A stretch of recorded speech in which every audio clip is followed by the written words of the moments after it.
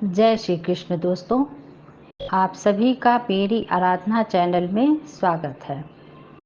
साथ ही आप मेरे चैनल को ज़रूर सब्सक्राइब करें और वीडियो को अंत तक ज़रूर देखें।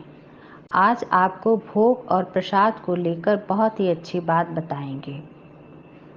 क्या आपके मन में यह विचार कभी आता है कि हम जो भोग अपने प्रभु अपने भगवान को चढ़ाते हैं, क्या वह भोग प्रभु ग्रहण करते हैं?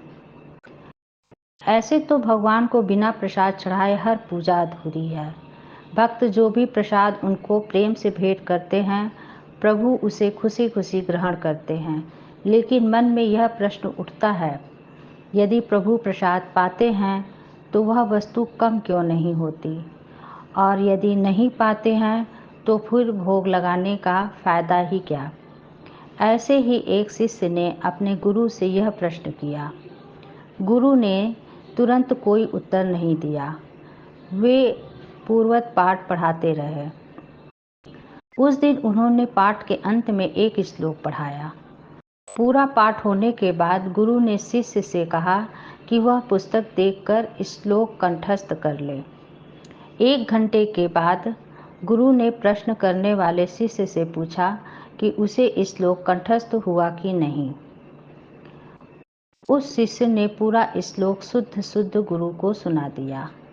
फिर भी गुरु ने सर नहीं हिलाया। तो शिष्य ने कहा कि वह चाहे तो पुस्तक देख ले, श्लोक बिल्कुल शुद्ध है। गुरु ने पुस्तक देखते हुए कहा, श्लोक तो पुस्तक में ही है, तो तुम्हारे दिमाग में कैसे चला गया? शिष्य कुछ भी उत्तर नहीं दे पाया। तब गुरु ने कहा, पुस्तक में जो श्लोक है वह सूक्ष्म रूप में है।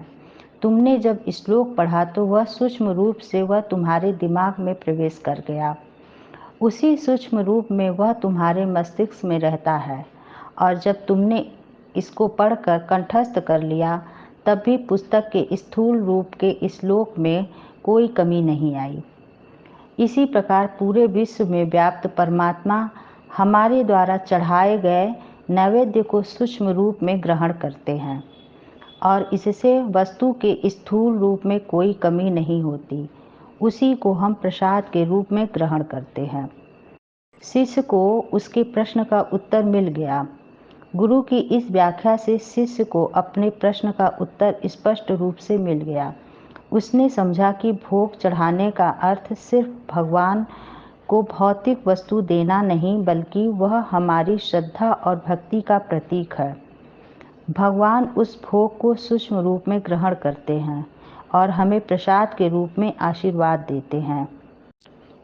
यह जानकर शिष्य ने गुरु का धन्यवाद किया और उसने भक्ति के महत्व को भी गहराई से समझा। उसने महसूस किया कि पूजा पाठ और भोग लगाने का असली उद्देश्य ईश्वर के प्रति अपनी श्रद्धा और समर्पण व्यक्त करना है, न किसी भौतिक वस्तुओं का लेन देन। गुरु ने शिष्य को यह भी समझाया कि भोग और प्रसाद की प्रक्रिया केवल धार्मिक अनुष्ठानों तक सीमित नहीं है, यह हमारे जीवन के हर पहलू में लागू होती है। जब हम किसी को मदद करते हैं, प्रेम और सम्मान देते हैं, तब भी यह एक प्रकार का भोग होता है। हमारे द्वारा किया गया यह भोग परमात्मा द्वारा ग्रहण होता है और हमें आंतरिक शांति और संतोष के रूप में उसका प्रसाद मिलता है। इस प्रकार शिष्य ने समझा कि हर क्रिया जो हम भक्ति और श्रद्धा से करते हैं वह भगवान तक पहुँचती है और हमें उसके फल के रूप में आशीर्वाद मिलता है। भोग और प्रसाद केवल धार्मिक कृत्य नहीं है, बल्कि वो हमारे जीवन की हर सकारात्मक क्रिया का प्रतिनिधित्व करते हैं। इस घटना के बाद शिष्य ने हर दिन अपनी पूजा और भक्ति को और भी अधिक समर्पण और श्रद्धा के साथ करना शुरू किया। उसने सीखा कि भगवान के प्रति सच्ची भक्ति और समर्पण से ही हमें वास्तविक आनंद और मुक्ति प्राप्त होती है। इसी प्रकार शिष्य का जीवन भगवान की भक्ति और सेवा के माध्यम से सार्थक हो गया और उसने अपने गुरु की शिक्षाओं को अपने जीवन का मार्गदर्शन बना लिया। इससे यह प्रतीत होता है कि भगवान को श्रद्धा से चढ़ाया हुआ हर भोग और उनके प्रति श्रद्धा से किया हुआ हर कार्य प्रभु ग्रहण करते हैं और प्रसाद के रूप में आशीर्वाद देकर हमारा जीवन सफल करते हैं। जाते जाते आप लोग वीडियो को लाइक और कमेंट में जय श्री कृष्ण जरूर लिखिएगा।